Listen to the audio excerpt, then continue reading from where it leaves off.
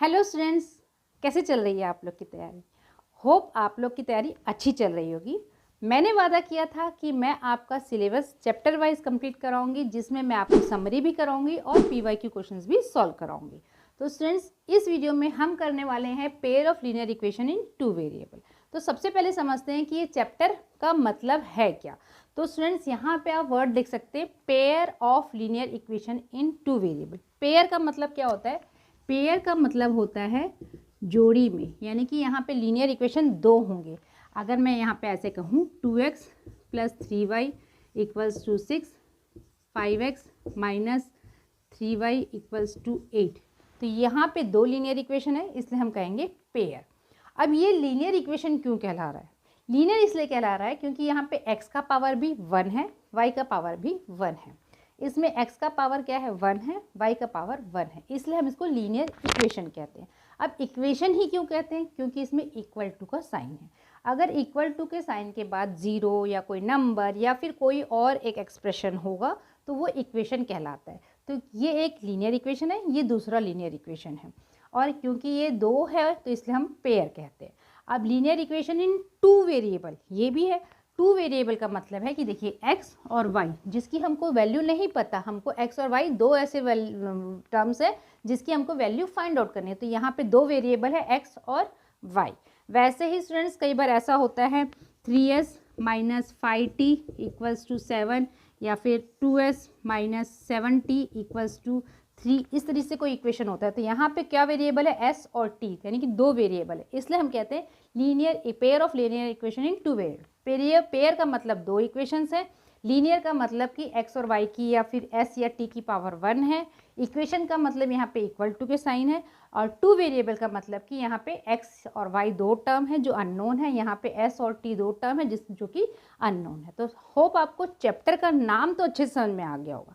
अब इस चैप्टर में हम क्या क्या कवर करने वाले हैं, तो स्टूडेंट्स यहाँ पे हम करेंगे सबसे पहला topic solution of linear equation in two variable. That means हमको वो जो x और y है उसकी वैल्यू को फाइंड आउट करना है। वो हम एग्जाम्पल से समझेंगे कि उसको कैसे फाइंड आउट करते हैं। नाउ फ्रेंड्स, इस चैप्टर का मेन जो पॉइंट है, बहुत इंपॉर्टेंट चीज़ जो है वो ये है कि हमको ये फाइंड आउट करना है कि वो जो लाइंस हमको दिए है, लीनियर इक्वेशन दिया हुआ है, वो कैसी लाइन बनाती है, इंटरसेक्टिंग बनाती है कि कोइंसिडेंट बनाती है कि पैरेलल बनाती है। तो इसको समझने के लिए मैं आपको एग्जाम्पल से समझाऊंगी तो बहुत अच्छे से समझ में आएगा। सपोज मैं यहाँ पे एक इक्वेशन लिखती हूँ 2x - 3y - 7 = 0, और मैं यहाँ पे लिखती हूँ 4x + 5y + 8 = 0। तो स्टूडेंट्स, यहाँ पे दो लीनियर इक्वेशन हमारे पास है। इसको मैं कंपेयर करूँगी स्टैंडर्ड फॉर्म से, a1x + b1y + c1 = 0, और इसको मैं कंपेयर करूँगी a2x + b2y + c2 = 0। ये linear equation in two variable के स्टैंडर्ड फॉर्मूला है। यहाँ पे ये वाला a1 b1 c1 जो है इस लाइन को इंडिकेट कर रहा है, इक्वेशन को इंडिकेट कर रहा है। a2 b2 और c2 वाले जो है ये वाला इक्वेशन को इंडिकेट कर रहा है। तो यहाँ से हम कंपेयर करते हैं a1 क्या है। a1 x के सामने क्या है? a1। यहाँ पे x के सामने क्या है? 2, तो a1 कितना हो गया? 2। अब यहाँ पे y के सामने क्या है? b1। यहाँ y के सामने क्या है? -3, तो यहाँ पे b1 हो गया -3। अब यहाँ लास्ट टर्म क्या है? c1, और यहाँ पे कांस्टेंट टर्म क्या है? -7, तो c1 हो गया -7। अगर स्टूडेंट 7 उस तरफ दिया रहेगा तो आपको क्या करना है? उसको लेफ्ट हैंड साइड में लेकर के आना है, ठीक है। राइट हैंड साइड में कोई भी चीज़ है तो आपको लेफ्ट हैंड साइड में लेकर के आना होगा। नाउ अब इन दोनों कंपेयर करते हैं। तो x का कोफिशिएंट क्या है? a2। यहाँ x का कोफिशिएंट क्या है? 4, तो a2 क्या हो जाएगा? 4। यहाँ y का कोफिशिएंट क्या है? b2। यहाँ y का कोफिशिएंट क्या है? 5, तो b2 हो जाएगा 5। अब लास्ट टर्म क्या है? c2। यहाँ पे है लास्ट टर्म 8, यानी कि c2 कांस्टेंट है, c2 = 8। अब स्टूडेंट्स, यहाँ पे आपको ये पता चल गया a1 a2 b1 b2 c1 c2 क्या क्या है। अब इनको देख करके हमको ये फाइंड आउट करना है कि ये इक्वेशन कैसे हैं, मतलब कि ये इक्वेशन से हमारी जो लाइन बनेगी वो इंटरसेक्टिंग बनेगी, कोइंसिडेंट बनेगी या पैरेलल बनेगी। तो स्टूडेंट्स देखिए, पहला कंडीशन है इंटरसेक्टिंग लाइन। इंटरसेक्टिंग लाइन के लिए a1/a2 is not equal to b1/b2 होना चाहिए। चलिए हम यहाँ चेक करते हैं। a1/a2 यहाँ पे क्या बन रहा है? 2/4। इसको हम सिंप्लीफाई कर देंगे तो क्या आ जाएगा? 1/2। अब हम चेक करते हैं b1/b2, तो b1/b2 क्या हो जाएगा? -3 बाई 5। आप क्लियरली देख सकते हैं 1/2 is not equals to -3/5। That means A1/A2 is not equals to B1/B2। अगर हमको ये कंडीशन मिलता है कि A1/A2 is not equals to B1/B2, that means वो लाइन होती है इंटरसेक्टिंग लाइन। अब मैं आपको थोड़ा सा समझा भी देती हूँ कि इंटरसेक्टिंग लाइन क्या होती है।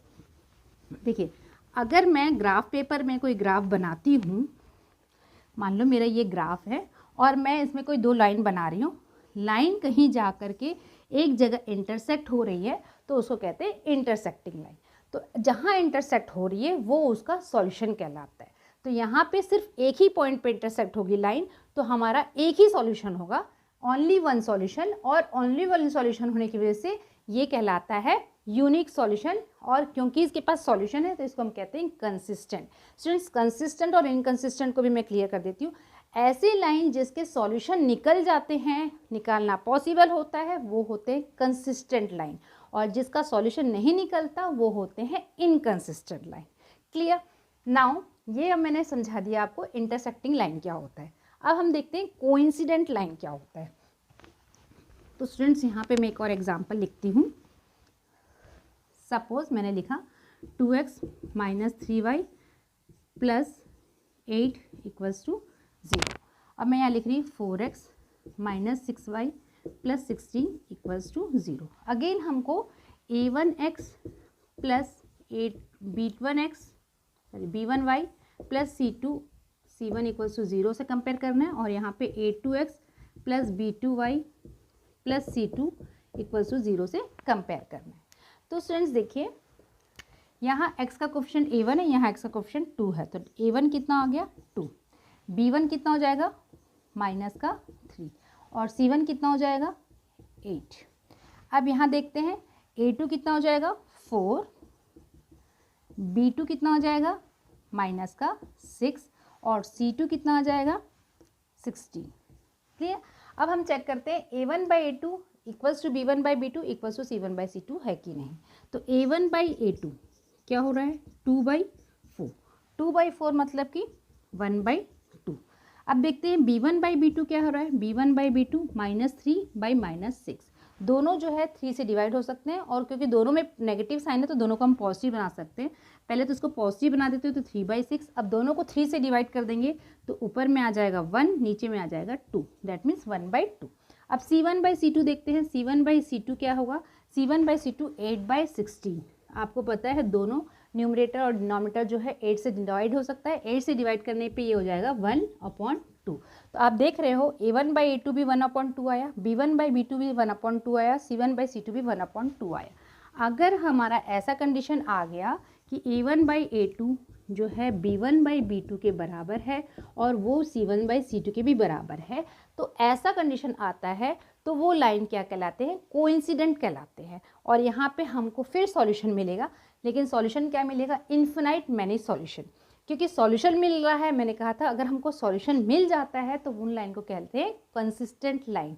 तो ये लाइंस जो है, ये दोनों लाइंस हैं कंसिस्टेंट लाइन, और इनके सॉल्यूशन इन्फिनाइट होंगे क्योंकि ये लाइन जो है कोइंसिडेंट लाइन है।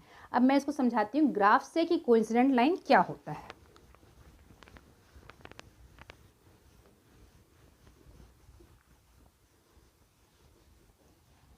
देखिए, सपोज मेरा ये एक्स एक्सिस है और ये वाई एक्सिस है। मैंने एक लाइन बनाई है, ये लाइन। अब कोइंसिडेंट लाइन का मतलब ये है कि पहली वाली लाइन जो है वो L1 ये है, और दूसरी लाइन भी इसी के ऊपर ही ठीक जाएगी, शायद वो छोटी या बड़ी भी हो सकती है, तो L2 लाइन। ये दोनों लाइन एक के ऊपर एक होगी, यानी कि इनकी इंटरसेक्टिंग पॉइंट्स क्या हो जाएंगी, बहुत सारी। यहाँ पे भी वो इंटरसेक्ट हो रहे हैं, यहाँ पे भी, यहाँ पे भी, यहाँ पे भी, मतलब बहुत सारी जगह इंटरसेक्ट हो रहे हैं। तो इसीलिए कहते हैं कि इसके पास इन्फिनाइटली मैनी सॉल्यूशंस होता है, और इनके पास सॉल्यूशन होता है, इसलिए इनको कंसिस्टेंट कहते हैं। तो होप आपको जो है कोइंसिडेंट लाइन भी समझ में आ गया। ध्यान रखिएगा, अगर a1/a2 b1/b2 के बराबर नहीं है तो लाइन है इंटरसेक्टिंग, और अगर तीनों बराबर है तो लाइन है कोइंसिडेंट लाइन। अब हम थर्ड कंडीशन पढ़ेंगे। थर्ड कंडीशन के लिए मैं एक एग्जांपल लेती हूँ।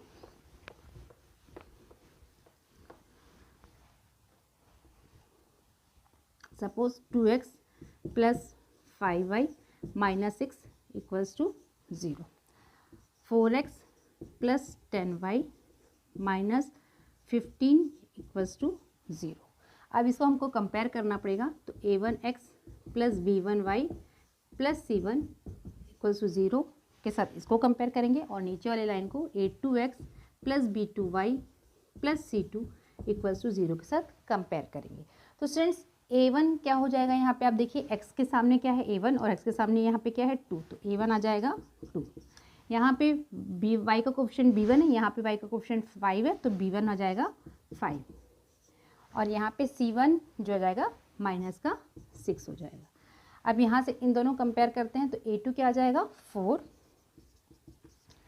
y के कोफिशिएंट b2 है, यहाँ y का कोफिशिएंट 10 है, तो b2 आ जाएगा 10 और c2 कांस्टेंट टर्म है, c2 यहाँ पे आ जाएगा माइनस का 15।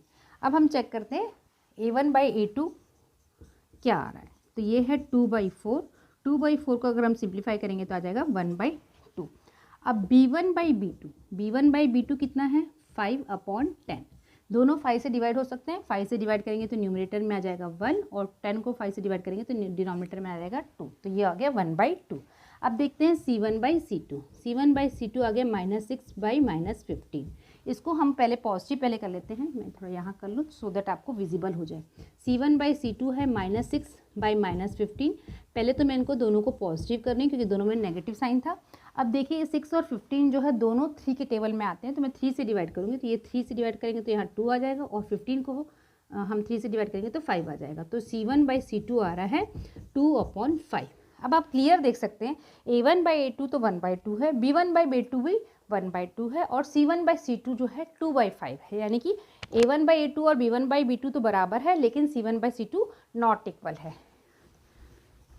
यहाँ पे मैं लिख दूँ a1 by a2 is equals to b1 by b2, ये तो हो गया दोनों 1/2 आंसर आया, but it is not equals to c1 by c2। अगर ऐसा कंडीशन आता है तो लाइन जो होती हैं वो पैरेलल लाइन होती है। पैरेलल लाइन यानी कि वो आपस में टकराई ही नहीं, इंटरसेक्ट ही नहीं हुई, तो दैट मीन्स वो हो जाएंगे नो सॉल्यूशन। तो जिसका नो सॉल्यूशन होता है उन लाइन को कहते हैं इनकंसिस्टेंट। ध्यान रखिएगा, जिसके सॉल्यूशंस आते हैं वो कहलाते हैं कंसिस्टेंट, जिसका कोई सॉल्यूशन ही नहीं वो कहलाता है इनकंसिस्टेंट। तो पैरेलल लाइंस जो है वो कहलाते हैं इनकंसिस्टेंट क्योंकि इनके नो सॉल्यूशन होते हैं। अब मैं इसको थोड़ा ग्राफ से भी समझा देती हूँ।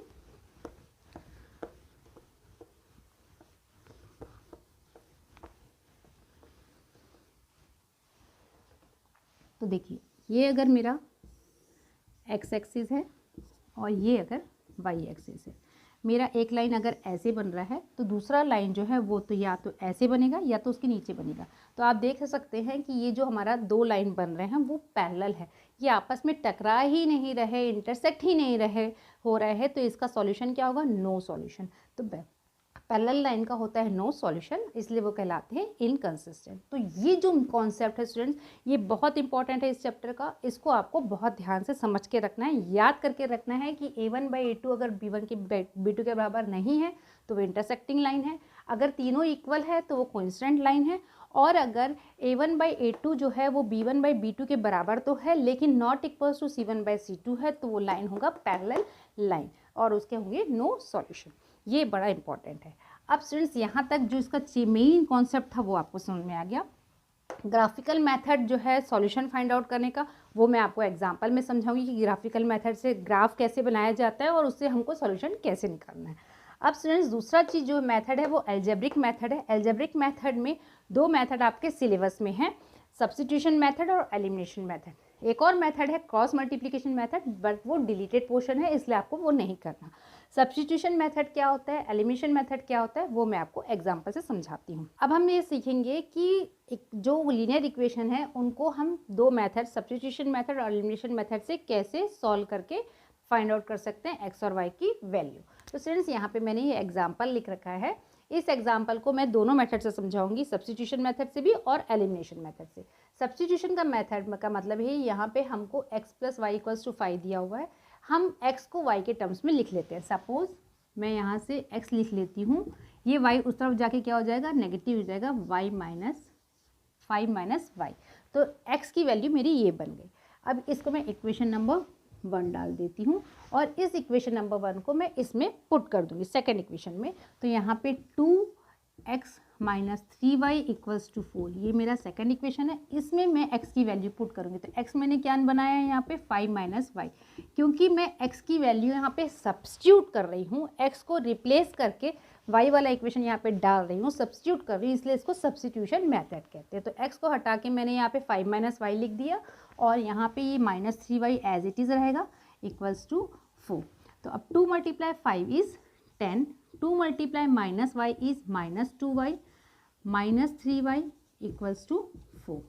अब ये 10 जो है उस तरफ जाके नेगेटिव में आ जाएगा, तो minus 2y minus 3y equals to 4 minus का 10, माइनस 2y और माइनस 3y बन जाएगा माइनस का 5y, 4 माइनस 10 इज माइनस का 6। दोनों तरफ नेगेटिव है तो हम इसको पहले पॉजिटिव कर देते हैं, 5y equals to 6, y equals to क्या आ जाएगा 6, ये वाला 5 जो है मल्टीप्लाई में है तो यहाँ आके डिवाइड में आ जाएगा, तो y का वैल्यू आ गया 6/5।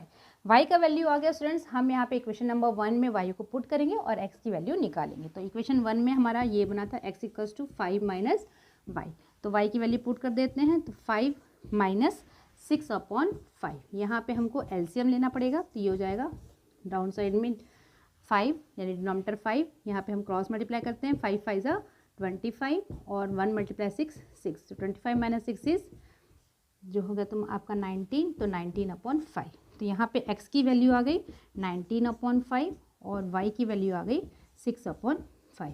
तो ये आपका था सब्स्टिट्यूशन मेथड। सब्स्टिट्यूशन मेथड मतलब समझ में आया स्टूडेंट्स, किसी भी एक इक्वेशन को सॉल्व करके x के टर्म्स में या y के टर्म्स में लिख लीजिए और इस इक्वेशन को सेकंड इक्वेशन में पुट कर दीजिए, यानी कि सब्स्टिट्यूट कर दीजिए और उसके बाद उसको सॉल्व करके x और y की वैल्यू निकालिए, तो ये होता है सब्स्टिट्यूशन मेथड। होप आपको सब्स्टिट्यूशन मेथड क्लियर होगा। चलिए अब मैं आपको इसी एग्जाम्पल में एलिमिनेशन मेथड समझाती हूँ।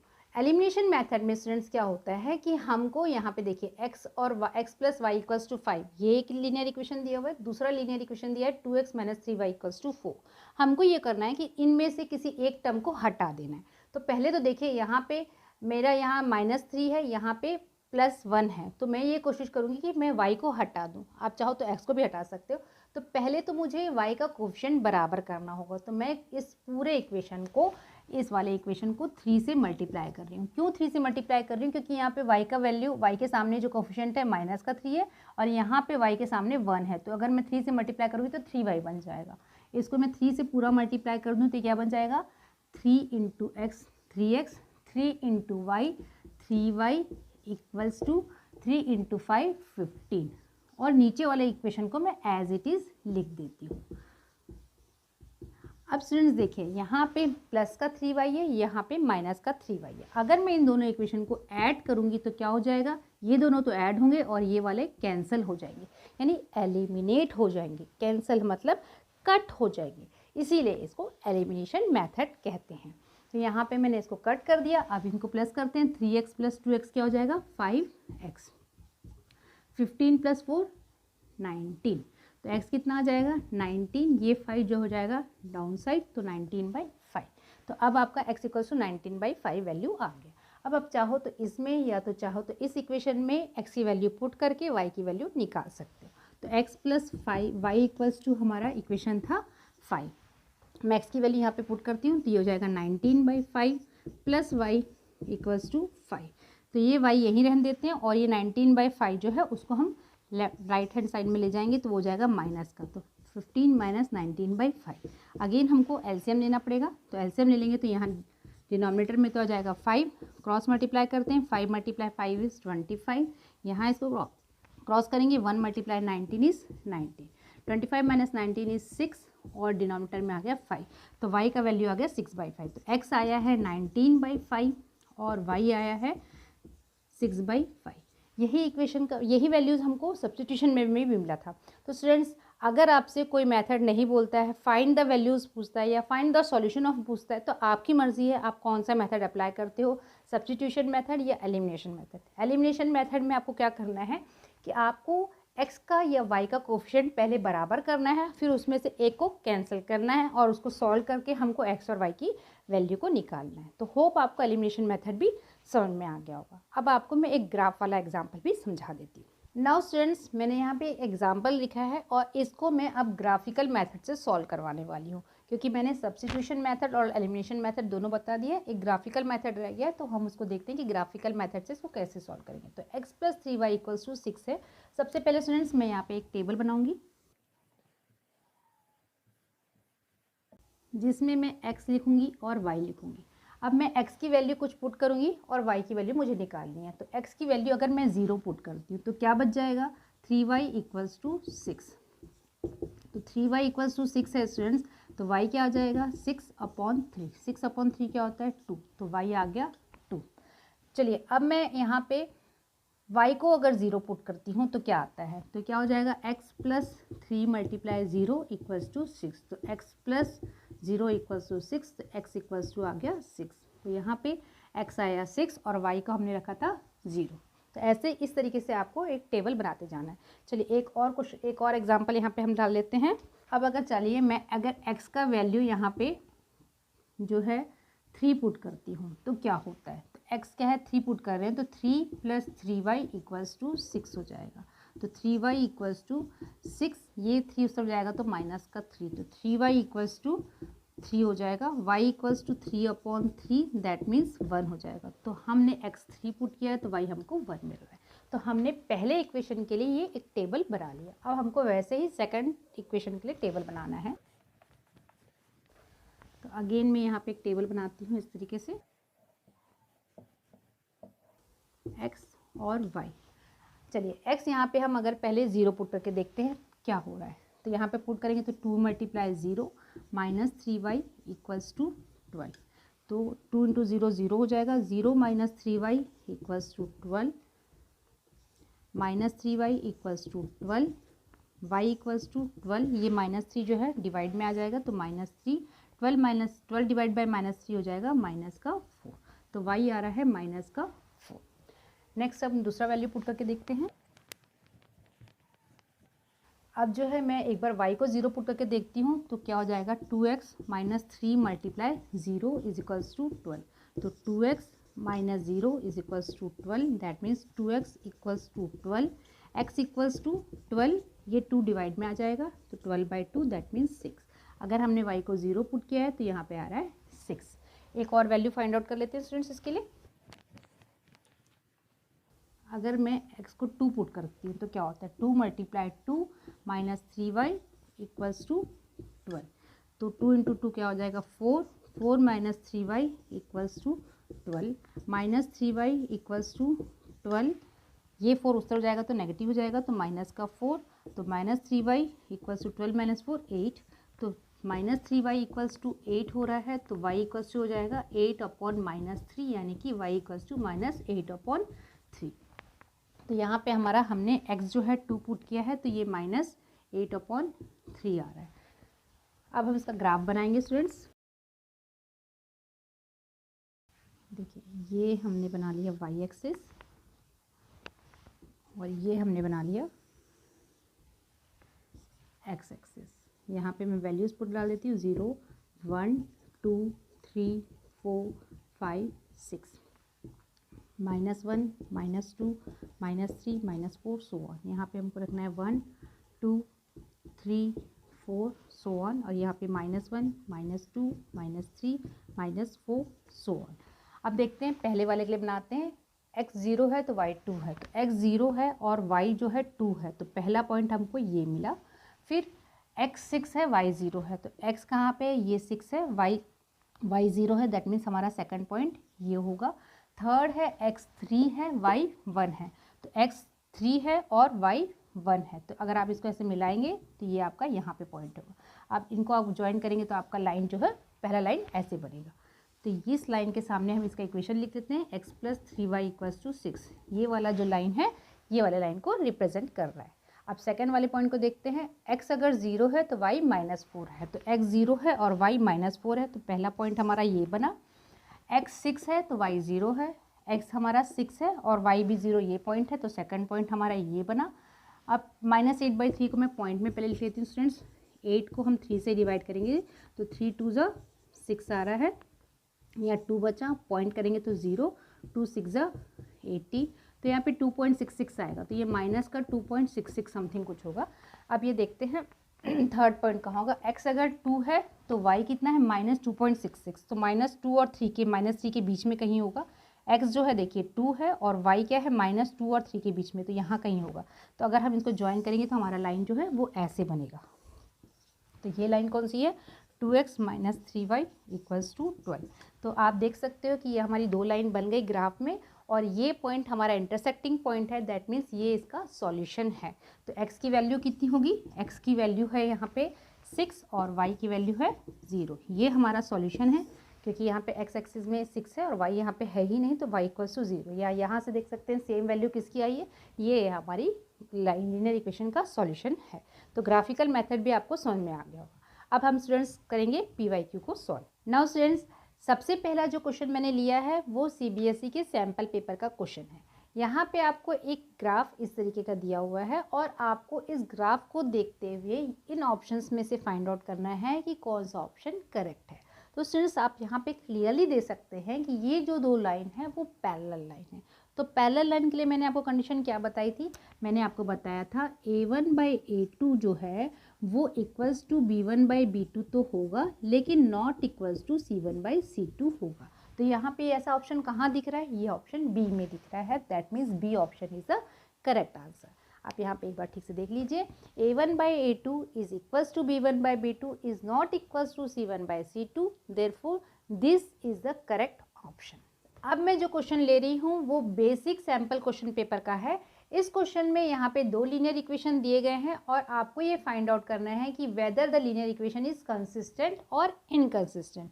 स्टूडेंट्स यहाँ पे मैं पहले रिवाइज करवा दूँ, कंसिस्टेंट वो इक्वेशंस होते हैं जिनके सॉल्यूशन निकलते हैं, और इनकंसिस्टेंट वो इक्वेशन होता है जिसका नो सॉल्यूशन होता है, या फिर कह सकते हैं कि जो पैरेलल लाइन होते हैं वो इनकंसिस्टेंट होते हैं। तो यहाँ पे देखते हैं A1 क्या है, A1 जो है वो है 3, B1 जो है वो है 2 और C1 जो है स्टूडेंट्स यहाँ पे +8 है, आपको पहले इस तरफ लेके जाना पड़ेगा, तो ये हो जाएगा -8 = 0। तो C1 हो गया -8। नाउ A2 क्या है, A2 जो है वो है 6, B2 जो है वो है -4 और C2 क्या है यहाँ पे =9 है। स्टूडेंट्स आपको 9 को इस तरफ लेके जाना पड़ेगा, अगर ये इस तरफ आ जाएगा तो ये जाएगा -9 = 0। तो C2 जो हो गया वो है -9।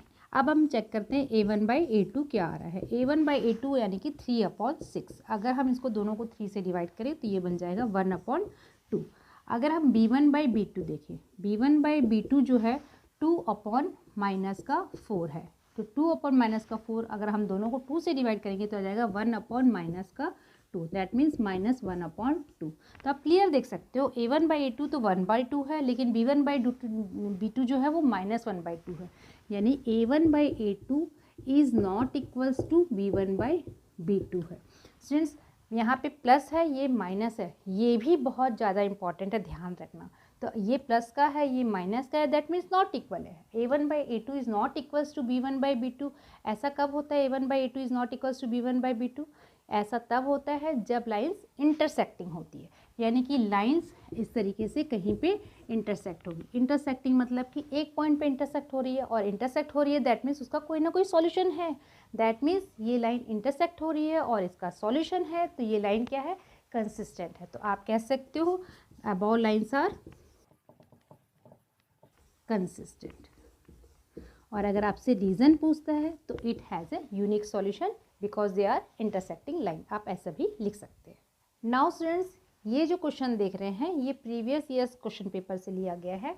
इस क्वेश्चन में आपको दो इक्वेशन 2x + y = 3 और दूसरा लीनियर इक्वेशन 4x + 2y = 6 दिया हुआ है, और आपको ये फाइंड आउट करना है कि ये जो इक्वेशंस है वो लाइन पैरेलल बनेगी या कोइंसिडेंट बनेगी या इंटरसेक्टिंग बनेगी।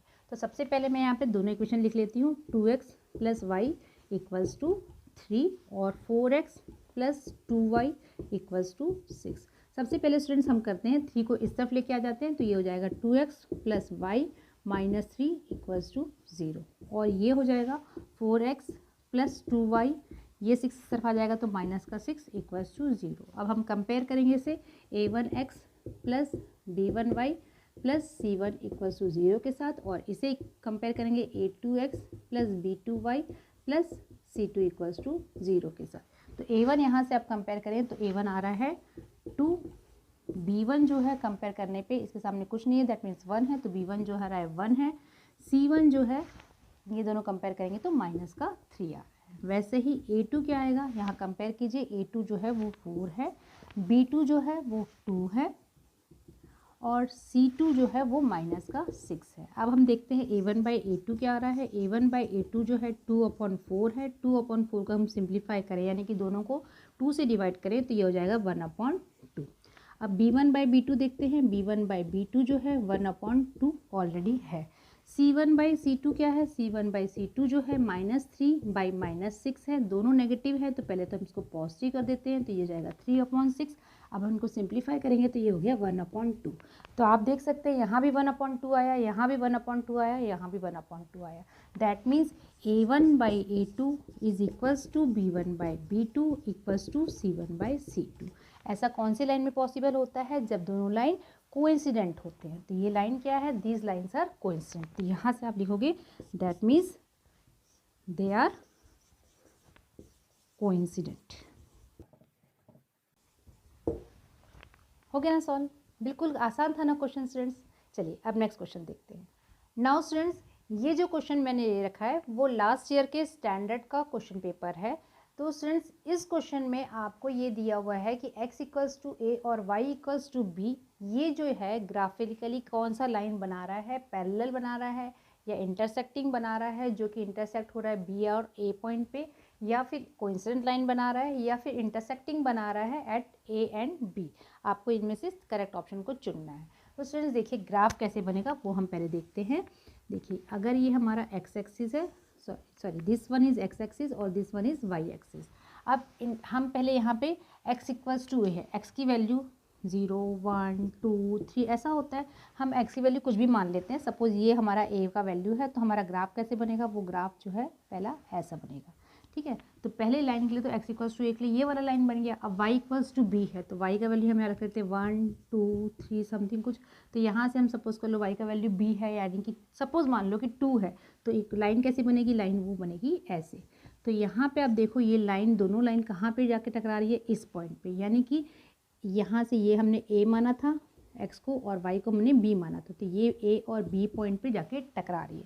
दैट मीन्स ये लाइन जो है वो इंटरसेक्टिंग लाइन है। और कौन सी लाइन पॉइंट पे इंटरसेक्ट हो रही है, a b पे, तो इंटरसेक्टिंग एट a b, तो ये वाला ऑप्शन करेक्ट ऑप्शन है।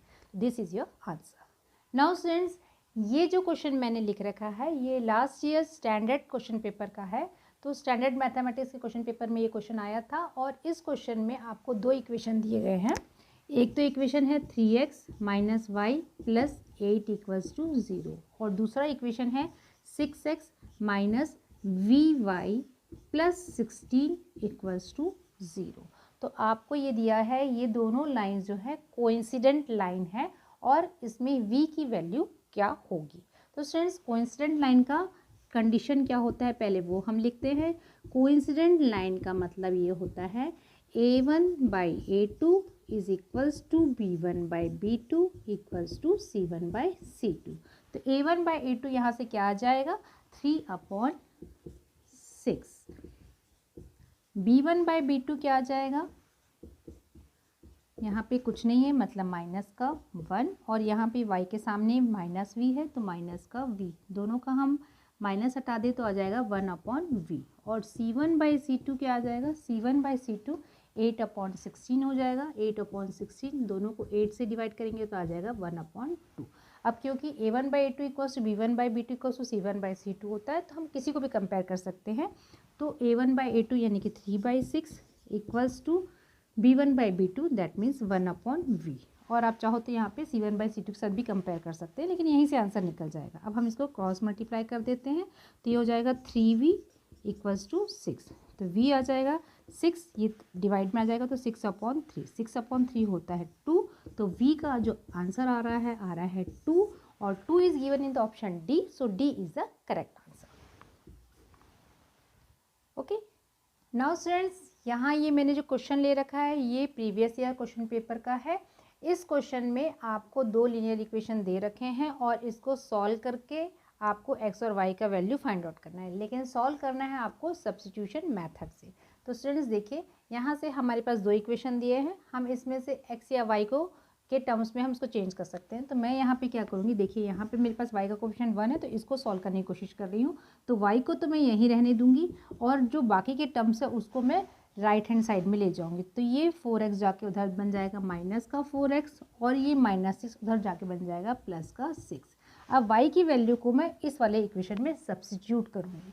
तो 3x plus 2y minus 7 equals to 0, ये इक्वेशन था। तो 3x प्लस 2y की जगह स्टूडेंट्स मैं ये वाला इक्वेशन पुट कर रही हूँ। तो माइनस का 4x प्लस 6, यहाँ पे -7 है, -7 इक्वल्स टू 0। अब इसको ब्रैकेट को ओपन करते हैं। तो सबसे पहले ये वाला term 3x, 2 into minus 4x is -8x, तो यहाँ जाएगा -8x, 2 इंटू 6 इज़ 12, तो plus 12 -7 equals to 0। 3x minus 8x हो जाएगा माइनस का 5x, 12 माइनस 7 हो जाएगा आपका प्लस का 5 इक्वल्स टू 0।